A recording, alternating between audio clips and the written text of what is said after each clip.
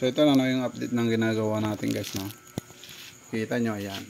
So okay na to guys. So ang kinit lang natin na natutunan natin kay Master Leboytech. So kailangan alamin muna natin yung shorted kung saan ba, kung sa left or right. So ayan. So inalam ko muna siya kanina kung saan yung shorted, left or right, no.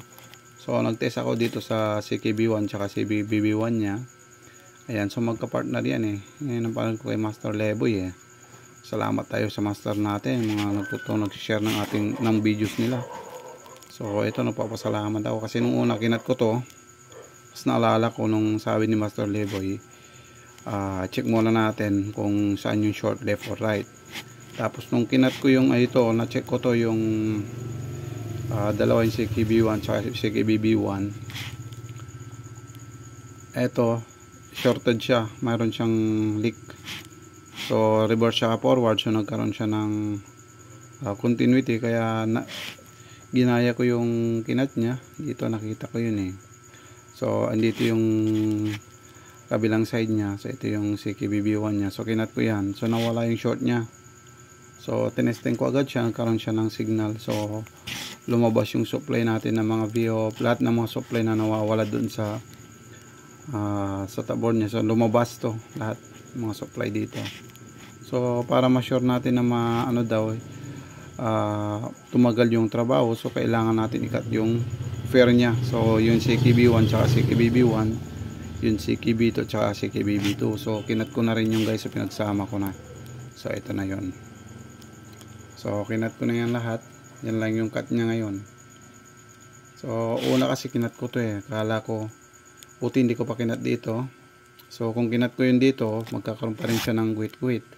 So sabi nga ni Master, dapat alamin mo muna kung saan yung mayroong leak, kung anong side ba, kung sa left side o sa right side muna. So inalam muna natin, ulitin ko, inalam muna natin. So na-check natin na shorted dito, so nag-cut tayo dito sa kabila. So nawala yung shorted niya. So pinagpatuloy ko na lang kinat yung kanyang pares dito, CKB1 tsaka CKBB1, CKB2 tsaka CKBB2. So ayan. So okay na yan guys. So testing na natin.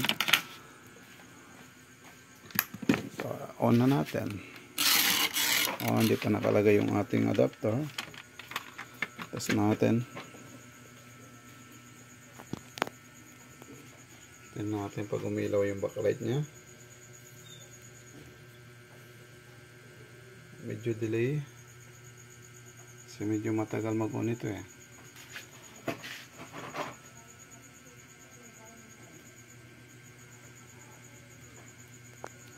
Tignan natin kung nag-on na siya. Samba natin. Yan o, nag-smart TV na siya guys. So ibig sabihin okay na siya. Yan, lumabas na yung display niya. Yan o, okay na siya guys o. Ayan. So naging pinong-pino yung kanyang screen. So napakaganda ng kanyang screen. Okay na siya. So ayan, shout out dun sa master natin na natututo tayo kahit sa panunod lang. So nakakapulot tayo ng konting aral sa ating mga master, kasi kung sa tutusin sa mga CRT lang tayo natututo eh. Kasi yun lang tayo yung, kaya gusto ko magpa-seminar kay Master Leboy. So wala pa naman pagkakataon. So naantay pa natin. So ayan guys, okay na siya. So laking pasasalamat natin kasi nagba-vlog sila para matuto tayo. Ayan. Okay na yan guys oh. So kahit paano nakakagawa tayo. So hindi tayo nahuhuli sa mga ganitong gawain kasi may mga master tayong nag-share ng kanilang video. So salamat tayo dyan guys. So maraming salamat sa inyong lahat guys. Sana may natutunan tayo dito sa ating ginawa. May share ko lang din sa mga hindi pa nakakapanood. Dun sa mga baguhan ng technician, sana matutunan kayo. Manood kayo kay Master Leboy. So marami kayo matututunan sa kanya kasi napakalinis yung kanyang pagpapaliwanag tungkol sa paggawa ng mga ganitong problema ng LED, LCD. So maraming salamat and God bless sa inyong lahat.